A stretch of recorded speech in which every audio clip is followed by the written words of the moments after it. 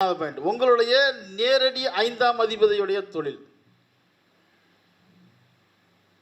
உங்க லக்னத்துக்கு நேரடி 5ஆம் அதிபதி யார்? அவருடைய காரக தொழில், வேலை, உத்தியோகம்.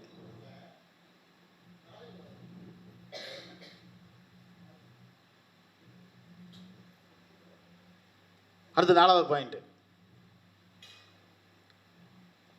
உங்களுடைய ஜாதகத்தில் இருக்கக்கூடிய 9 கிரகங்களில் ராசி மற்றும் அம்சம்.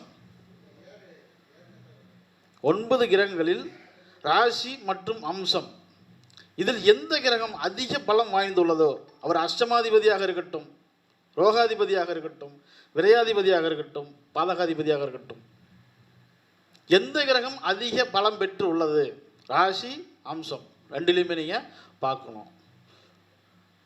எந்த கிரகம் அதிக பலம் பெற்றுள்ளதோ அந்த கிரகத்தினுடைய காரக தொழில், வேலை, உத்தியோகம்.